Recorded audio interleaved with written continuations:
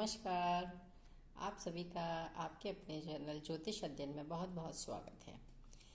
आज हम बात करेंगे कुंडली के एकादश भाव यानी 11वें भाव, जो आपकी फुलफिलमेंट ऑफ द डिज़ायर होती हैं। इस भाव से आप अपनी इच्छाओं की पूर्ति का भाव है वो देखते हैं कि आपकी इच्छाएं पूर्ति होंगी या नहीं। जो भी आपकी इच्छाएं हैं वहाँ पे कितना अच्छा और कितना ख़राब इम्पैक्ट है प्लैनेट्स का, वो हमको देखना होता है यहाँ से।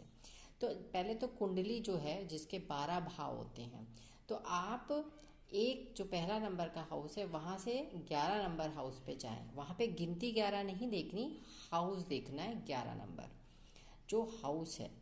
तो वहाँ पे आपको ये देखना है कि कौन सी राशि है। हम बात करेंगे कि कौन सी वहाँ पे राशि है, और वहाँ जो राशि जो नंबर लिखा है राशि का, वो राशि वहाँ पर आपको क्या देगी।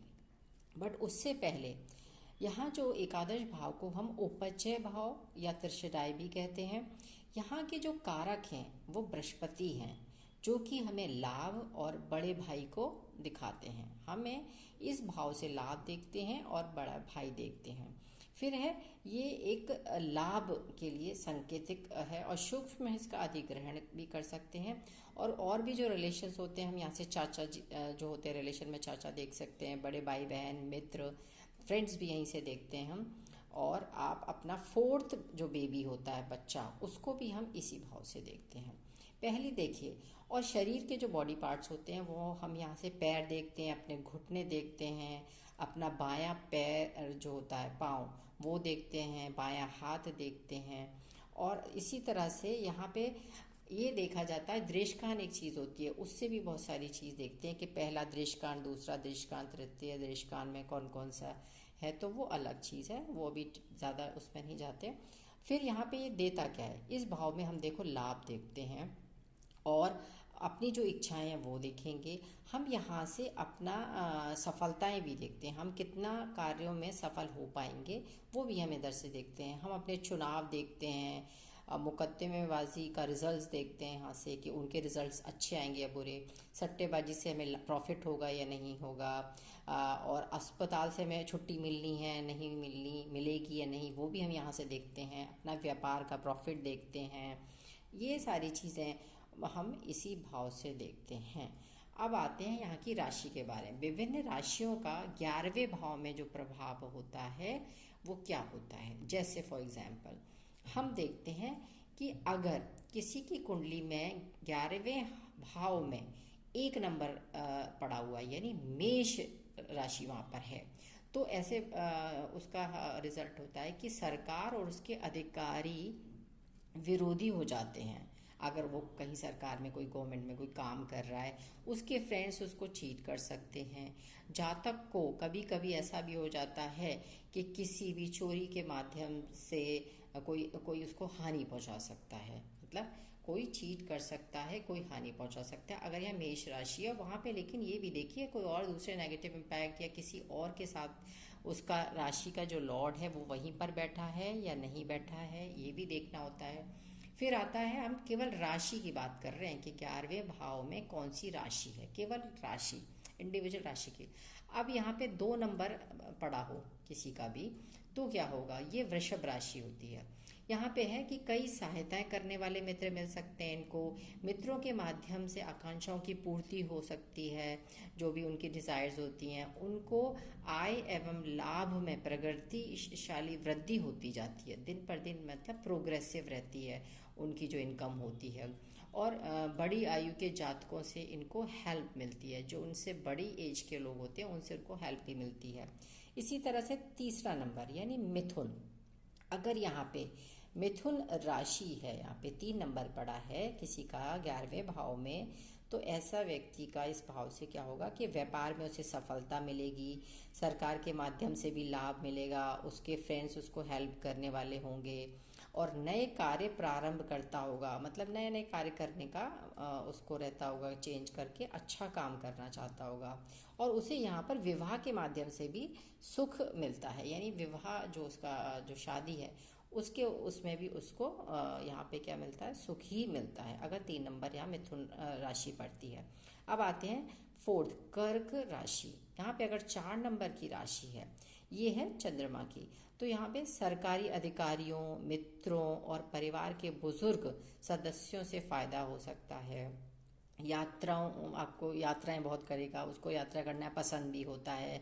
और जो स्त्रियां होती हैं उनके माध्यम से भी इनकी डिज़ायर्स पूरी हो जाती हैं, उनकी जो फुलफिलमेंट्स जो डिज़ायर होती हैं वो सब यहाँ पे पूरी हो जाती हैं। उनके फ्रेंड्स भी, फीमेल फ्रेंड्स भी हो सकती हैं, ज़्यादा होते हैं। फिर आता है नंबर 5। 5 नंबर हमारा लियो है, यानी सिंह। तो यहाँ पे क्या है, मित्रों और बुजुर्गों से सहायता प्राप्त करता है व्यक्ति, समृद्धशाली बनता है, बुजुर्ग और सरकार से फायदा भी उसको काफ़ी मिलता है। इस तरह का अगर यहाँ पे 5 नंबर राशि अगर पड़ी है। फिर आता है आपका कन्या। कन्या यानी आपकी बुध की राशि होती है कन्या। यहाँ पे अगर 6 नंबर पड़ा हुआ है तो यहाँ धन संपत्ति संचित करता है व्यक्ति, और उसे मित्रों से बहुत हेल्प मिल जाती है काफ़ी हद तक, और बहुत ही उसका जो नेचर होता है वो बहुत फ्रेंडली होता है। फिर आता है 7 नंबर। 7 नंबर है अगर इस हाउस में राशि, तो संतान के माध्यम से सुखी रहता है, सरकारी व्यापार के माध्यम से भी उसको लाभ मिलता है, फ्रेंड्स के साथ सहायता जो होती है उससे वो क्या रहता है, वंचित रहता है। यहाँ इसे फ्रेंड्स की सहायता, जो उसकी हेल्प जो उसको मिलनी चाहिए वो नहीं मिल पाती, वो वंचित रहता है।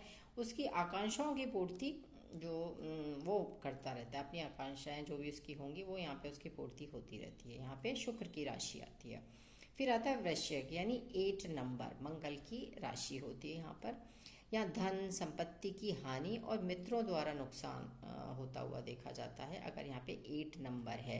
लेकिन हाँ, ये भी देखिए इन राशियों पे जहाँ पे जिनका नेगेटिव इम्पैक्ट है, वहाँ पे अगर कहीं से गुरु की दृष्टि पड़ती है तो ये सारी चीज़ों में जो नेगेटिव चीज़ें हैं उनमें कमी हो जाती है। तो इस बात का ज़रूर ध्यान रखें, यहाँ पे अगर गुरु देख रहे हैं तो वो पॉजिटिव रहेगा। फिर आते हैं हम धनु पर। धनु यानी गुरु की राशि। शत्रुओं से भय और जानवरों के माध्यम से उनको क्षति होती है, यानी इनको कोई ना कोई अपना डर रहता है, कोई उनका शत्रु बन सकता है जिससे उनको भय रहता है। और दूसरा, उनको एनिमल्स से थोड़ा सा अपने आप को बचा के रखनी चाहिए, उनको इस चीज़ से इसके माध्यम से भी कोई नुकसान हो सकता है। फिर आता है मकर। मकर यानी शनि का 10 नंबर राशि। विवाह के अच्छे उपहार प्राप्त करता है व्यक्ति, मतलब जब उसका शादी होती है तो उसे बहुत सारे गिफ्ट्स मिलते हैं शादी के माध्यम से। संतान के माध्यम से भी सुखी, और सरकारी अधिकारियों से भी उसको सहायता प्राप्त हो जाती है यहाँ पर, अगर यहाँ पे 10 नंबर शनि की राशि है। फिर आता है कुंभ। कुंभ भी शनि की ही राशि है, 11 नंबर होता है ये। इन्हें क्या होता है, व्यक्ति को अपने फ्रेंड्स से बहुत डर रहता है, उसके मन में पता नहीं कुछ ना कुछ ऐसा रहता है कि ये मुझे धोखा दे सकते हैं। सरकारी अधिकारियों के माध्यम से भी उन्नति में उसको बाधा, कुछ ना कुछ बाधा रहती है, एकदम से एक बार में चीज़ नहीं उसको मिलती है। फिर होता है उसका लाभ व आय की भी हानि हो जाती है यहाँ पर अगर ये राशि होती है तो। फिर आता है आपकी मीन, यानी 12 नंबर, गुरु की राशि होती है मीन। अगर यहाँ पे मीन राशि है 12 नंबर, तो व्यक्ति क्या होता है, अत्यंत दुनियादारी और इसकी समझ लिए हुए होता है, मित्रों से फ़ायदा निकालता है, उसको फ्रेंड से कैसे हमें टैक्टफुली काम लेना है ये वो बहुत अच्छे से जानता है, और आकांक्षाओं को पूर्ण करता है। अपनी सारी जितनी उसकी आकांक्षाएं हैं, अभिलाषाएं हैं, वो सारी दोस्तों के माध्यम से भी पूरी कर लेता है, और अपना दिमाग इस्तेमाल करके। तो इस तरह से मेष से लेके आपकी मीन तक की राशियां, आप ये देखिए कि 11वें नंबर में, 11वें हाउस में, उस भाव में कौन सी राशि है। अगर वो वहाँ पे राशि है तो ये वहाँ पे उसे फल मिलते। तो बहुत हद तक एकादश भाव वैसे तो हमारी डिज़ायर्स को पूरा करने के लिए होता है, यहाँ से हमें धन लाभ को देखा जाता है। तो लेकिन अगर वहाँ पे, वहीं पे अगर नेगेटिव इम्पैक्ट है तो चीज़ों में कमी हो जाती है। वहीं गुरु की दृष्टि है, पॉजिटिव है, तो क्या है, वो वहाँ पे आपको अच्छा फल देते हैं, उसका रिजल्ट अच्छा आता है। और दूसरी चीज़, आपको 11वें नंबर में उस भाव से रिलेटेड आपकी दशा भी होना ज़रूरी है, तभी आपको इसके पूरे परिणाम मिलते हैं, अदरवाइज परिणामों में कमी हो जाती है। तो ये था हमारा आज एकादश भाव यानी 11th हाउस के बारे में। तो आप अपनी कुंडली में देखिए कि आपके 11वें भाव में कौन से नंबर की राशि है। आई होप आपको क्लियर हुआ होगा। अगर अच्छा लगा हो तो प्लीज़ लाइक एंड सब्सक्राइब कीजिए, and thank you so much.